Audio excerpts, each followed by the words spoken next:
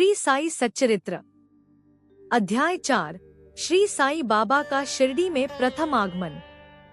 संतों का अवतार कार्य, पवित्र तीर्थ शिरडी, श्री साई बाबा का व्यक्तित्व, गौली बुवा का अनुभव, श्री विट्ठल का प्रकट होना, क्षीर सागर की कथा, दास गणों का प्रयाग स्नान, श्री साई बाबा का शिरडी में प्रथम आगमन, 3 वाड़े। संतों का अवतार कार्य। भगवद गीता चौथा अध्याय 7 से 8 में श्री कृष्ण कहते हैं कि जब जब धर्म की हानि और अधर्म की वृद्धि होता है, तब तब मैं अवतार धारण करता हूँ। धर्म स्थापन, दुष्टों का विनाश तथा साधुजनों के परित्राण के लिए मैं युग युग में जन्म लेता हूँ। साधु और संत भगवान के प्रतिनिधि स्वरूप है। वे उपयुक्त समय पर प्रकट होकर अपनी कार्य प्रणाली द्वारा अपना अवतार कार्य पूर्ण करते हैं। अर्थात जब ब्राह्मण, क्षत्रिय और वैश्य अपने कर्तव्यों में विमुख हो जाते हैं, जब शूद्र उच्च जातियों के अधिकार छीनने लगते हैं, जब धर्म के आचार्यों का अनादर तथा निंदा होने लगती है, जब धार्मिक उपदेशों की उपेक्षा होने लगती है, जब प्रत्येक व्यक्ति सोचने लगता है कि मुझसे श्रेष्ठ विद्वान दूसरा नहीं है, जब लोग निषिद्ध भोज्य पदार्थों और मदिरा आदि का सेवन करने लगते हैं, जब धर्म की आड़ में निंदित कार्य होने लगते हैं, जब भिन्न भिन्न धर्मावलंबी परस्पर लड़ने लगते हैं, जब ब्राह्मण संध्यादि कर्म छोड़ देते हैं, कर्मठ पुरुषों को धार्मिक कृत्यों में अरुचि उत्पन्न हो जाती है, जब योगी ध्यानादि कर्म करना छोड़ देते हैं, और जब जनसाधारण की ऐसी धारणा हो जाती है कि केवल धन, संतान और स्त्री ही सर्वस्व है, तथा इस प्रकार जब लोग सत्य मार्ग से विचलित होकर अधःपतन की ओर अग्रसर होने लगते हैं, तब संत प्रकट होकर अपने उपदेशों एवं आचरण के द्वारा धर्म की संस्थापन करते हैं। वे समुद्र की तरह हमारा उचित मार्गदर्शन करते तथा सत्य पथ पर चलने को प्रेरित करते हैं। इसी मार्ग पर अनेकों संत निवृत्तिनाथ, ज्ञानदेव, मुक्ताबाई, नामदेव, गोरा, गोणाई, एकनाथ, तुकाराम, नरहरि, नरसी भाई, सजन कसाई, सावंत माली और रामदास तथा कई अन्य संत सत्यमार्ग का दिग्दर्शन कराने के हेतु भिन्न भिन्न अवसरों पर प्रकट हुए, और इन सब के पश्चात शिरडी में श्री साई बाबा का अवतार हुआ। पवित्र तीर्थ शिरडी। अहमदनगर जिले में गोदावरी नदी के तट बड़े ही भाग्यशाली है, जिन पर अनेक संतों ने जन्म धारण किया और अनेकों ने वहां आश्रय पाया। ऐसे संतों में श्री ज्ञानेश्वर महाराज प्रमुख थे। शिरडी अहमदनगर जिले के कोपरगांव तालुका में है।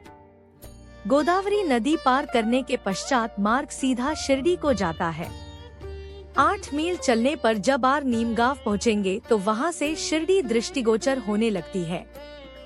कृष्णा नदी के तट पर अन्य तीर्थ स्थान गाणगापुर, नरसिंहवाड़ी और औदुंबर के समान ही शिरडी भी प्रसिद्ध तीर्थ है। जिस प्रकार दामाजी ने मंगलवेढ़ा को, पंढरपुर के समीर, समर्थ रामदास ने सज्जनगढ़ को, दत्तावतार श्री नरसिंह सरस्वती ने वाड़ी को पवित्र किया, उसी प्रकार श्री साईनाथ ने शिरडी में अवतीर्ण होकर उसे पावन बनाया। श्री साई बाबा का व्यक्तित्व। श्री साई बाबा के सानिध्य से शिरडी का महत्व विशेष बढ़ गया। अब हम उनके चरित्र का अवलोकन करेंगे। उन्होंने इस भवसागर पर विजय प्राप्त कर ली थी, जिसे पार करना महान दुष्कर तथा कठिन है। शांति उनका आभूषण था तथा वे ज्ञान की साक्षात प्रतिमा थे। वैष्णव भक्त सदैव वहां आश्रय पाते थे। दानवीरों में वे राजा कर्ण के समान दानी थे। वे समस्त सारों के सारूप थे। ऐहिक पदार्थों से उन्हें अरुचि थी। सदा आत्मस्वरूप में निमग्न रहना ही उनके जीवन का मुख्य ध्येय था। अनित्य वस्तुओं का आकर्षण उन्हें छू भी नहीं गई थी। उनका हृदय शीशे के सदृश उज्ज्वल था। उनके श्रीमुख से सदैव अमृत वर्षा होती थी। अमीर और गरीब उनके लिए दोनों एक समान थे। मान अपमान की उन्हें किंचित मात्र भी चिंता न थी। वे निर्भय होकर संभाषण करते, भांति भांति के लोगों से मिलजुल कर रहते, नर्तकियों का अभिनय तथा नृत्य देखते और गजन कव्वालियां भी सुनते थे। इतना सब करते हुए भी उनकी समाधि किंचित मात्र भी भंग न होती थी। अल्लाह का नाम सदा उनके ओठों पर था। जब दुनिया जागती तो वे सोते और जब दुनिया सोती तो वे जागते थे। उनका अंतःकरण प्रशांत महासागर की तरह शांत था। न उनके आश्रम का कोई निश्चय कर सकता था और न उनकी कार्य प्रणाली का अंत पा सकता था। कहने के लिए तो वे एक स्थान पर निवास करते थे, परंतु विश्व के समस्त व्यवहारों व व्यापारों का उन्हें भली भांति ज्ञान था। उनके दरबार का रंग ही निराला था। वे प्रतिदिन अनेक किंवदंतियां कहते थे, परंतु उनकी अखंड शांति किंचित मात्र भी विचलित न होती थी। वे सदा मस्जिद की दीवार के सहारे बैठे रहते थे तथा प्रातः, मध्याह्न और सायंकाल लेंडी और चावड़ी की ओर वायुसोवन करने जाते तो भी सदा आत्मस्ति ही रहते थे। स्वतः सिद्धि होकर भी वे साधकों के समान आचरण करते थे। वे विनम्र, दयालु तथा अभिमान रहित थे। उन्होंने सबको सदा सुख पहुंचाया। ऐसे थे श्री साईं बाबा, जिनके श्री चरणों का स्पर्श कर शिरडी पावन बन गई। उसका महत्व असाधारण हो गया। जिस प्रकार ज्ञानेश्वर ने आलंदी और एकनाथ ने पैठण का उत्थान किया, वही गति श्री साईं बाबा द्रियारा शिरडी को प्राप्त हुई। शिरडी के फूल, पत्ते, कंकड़ और पत्थर भी धन्य है, जिन्हें श्री साईं चरणाम्बुजों का चुंबन तथा उनकी चरणरज मस्तक पर धारण करने का सौभाग्य प्राप्त हुआ। भक्तगण को शिरडी एक दूसरा पंढरपुर, जगतराथपुरी, द्रियारका, बनारस, काशी, महाकालेश्वर तथा गोकर्ण महाबलेश्वर बन गई। श्री साईं का दर्शन करना ही भक्तों का वेद मंत्र था, जिसके परिणामस्वरूप आसक्ति घटती और आत्म दर्शन का पथ सुगम होता था। उनका श्री दर्शन ही योग साधन था और उनसे वार्तालाप करने से समस्त पाप नष्ट हो जाते थे। उनका पाद सेवन करना ही त्रिवेणी, प्रयाग, स्नान के समान था तथा चरणामृत पान करने मात्र से ही समस्त इच्छाओं की तृप्ति होती थी। उनकी आज्ञा हमारे लिए वेद सदृश थी। प्रसाद तथा उदी ग्रहण करने से चित्त की शुद्धि होता थी। वे ही हमारे राम और कृष्ण थे, जिन्होंने हमें मुक्ति प्रदान की। वे ही हमारे परब्रह्मा थे। वे छंदों से परे पहते तथा कभी निराश व हताश नहीं होते थे। वे सदा आत्मस्थित, चैतन्य घन तथा आनंद की मंगल मूर्ति थे। कहने को तो शिरडी उनका मुख्य केंद्र था, परंतु उनका कार्यक्षेत्र पंजाब, कलकत्ता, उत्तरी भारत, गुजरात, ढाका और कोंकण तक विस्तृत था। श्री साईं बाबा की कीर्ति दिन प्रतिदिन चहुं ओर फैलने लगी और जगह जगह से उनके दर्शनार्थ आकर भक्त लाभ उठाने लगे। केवल दर्शन से ही मनुष्यों, चाहे वे शुद्री अथवा अशुद्री हृदय के हों, के चित्त को परम शांति मिल जाती थी। उन्हें उसी आनंद का अनुभव होता था, जैसा कि पंढरपुर में श्री विट्ठल के दर्शन से होता है। यह कोई अतिशयोक्ति नहीं है। देखिए, एक भक्त ने यही अनुभव पाया है। 12 साल तपस्या की है। तब लोग युवक से प्रश्न करने लगे, परंतु उसने यह कहकर बात टाल दी कि यह मेरे श्री गुरुदेव की पवित्र भूमि है तथा मेरा पूज्य स्थान है, और लोगों से उस स्थान की भलीभांति रक्षा करने की प्रार्थना की।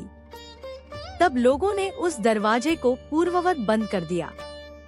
जिस प्रकार अश्वत्थ औदुंबर वृक्ष पवित्र माने जाते हैं, उसी प्रकार बाबा ने भी इस नीम वृक्ष को उतना ही पवित्र माना और प्रेम किया। महालसाप्ती तथा शिरडी के अन्य भक्त इस स्थान को बाबा के गुरु का समाधि स्थान मानकर सदैव नमन किया करते थे। 3 वाड़े नीम वृक्ष के आसपास की भूमि श्री हरि विनायक साठे ने मोल ली और उस स्थान पर एक विशाल भवन का निर्माण किया, जिसका नाम साठेवाड़ा रखा गया। बाहर से आने वाले यात्रियों के लिए वह वाड़ा ही एकमात्र विश्राम स्थान था, जहां सदैव भीड़ रहा करती थी। नीम वृक्ष के नीचे चारों ओर चबूतरा बांधा गया। सीढ़ियों के नीचे दक्षिण की ओर एक छोटा सा मंदिर है, जहां भक्त लोग चबूतरे के ऊपर उत्तराभिमुख होकर बैठते हैं। ऐसा विश्वास किया जाता है कि जो भक्त गुरुवार तथा शुक्रवार की संध्या को वहां धूप, अगरबत्ती आदि सुगंधित पदार्थ जलाते हैं, वे ईश कृपा से सदैव सुखी होंगे। यह वाड़ा बहुत पुराना तथा जीर्ण शीर्ण स्थिति में था तथा इसके जीर्णोद्धार की नितांत आवश्यकता थी, जो संस्थान द्वारा पूर्ण कर दी गई। कुछ समय के पश्चात एक द्वितीय वाड़े का निर्माण हुआ, जिसका नाम दीक्षितवाड़ा रखा गया। काका साहेब दीक्षित, कानूनी सलाहकार, सॉलिसिटर, जब इंग्लैंड में थे तब वहां उन्हें किसी दुर्घटना से पैर में चोट आ गई थी। उन्होंने अनेक उपचार किए, परंतु पैर अच्छा न हो सका। नाना साहेब चांदोरकर ने उन्हें बाबा की कृपा प्राप्त करने का परामर्श दिया। इसलिए उन्होंने सन 1909 में बाबा के दर्शन किए। उन्होंने बाबा से पैर के बदले अपने मन की पंगुता दूर करने की प्रार्थना की। बाबा के दर्शनों से उन्हें इतना सुख प्राप्त हुआ कि उन्होंने स्थायी रूप से शिरडी में रहना स्वीकार कर लिया और इसी कारण उन्होंने अपने तथा भक्तों के हेतु एक वाड़े का निर्माण कराया। इस भवन का शिलान्यास दिनांक 9 दिसंबर 1910 को किया गया। उसी दिन अन्य 2 विशेष घटनाएं घटित हुई। श्री दादा साहेब खापड़े को घर वापस लौटने की अनुमति प्राप्त हो गई और चावड़ी में रात्रि को आरती आरंभ हो गई। कुछ समय में वाड़ा संपूर्ण रूप से बन गया और रामन में 1911 के शुभ अवसर पर उसका यथाविधि उद्घाटन कर दिया गया। इसके बाद एक और वाड़ा मानो एक शाही भवन नागपुर के प्रसिद्ध श्रीमंत बूटी ने बनवाया। इस भवन के निर्माण में बहुत धनराशि लगाई गई। उनकी समस्त निधि सार्थक होगी, क्योंकि बाबा का शरीर अब वहीं विश्रांति पा रहा है और फिलहाल वह समाधि मंदिर के नाम से विख्यात है। इस मंदिर के स्थान पर पहले एक बगीचा था, जिसमें बाबा स्वयं पौधों को सींचते और उनकी देखभाल किया करते थे। जहां पहले एक छोटी सी कुटी भी नहीं थी, वहां 3-3 वाड़ों का निर्माण हो गया। इन सब में साठेवाड़ा पूर्वकाल में बहुत ही उपयोगी था। बगीचे की कथा। वामन तात्या की सहायता से स्वयं बगीचे की देखभाल, शिरडी से श्री साईं बाबा की अस्थायी अनुपस्थिति तथा चांद पाटिल की बारात में पुनः शिरडी में लौटना, देवीदास, जानकीदास और गंगागीर की संगति, मोहिद्दीन तंबोली के साथ कुश्ती, मस्जिद से निवास, श्री डेंगने व अन्य भक्तों पर प्रेम तथा अन्य घटनाओं का अगले अध्याय में वर्णन किया गया है। श्री सद्गुरु साईनाथार्पणमस्तु। शुभम भवतु। ओम साई राम।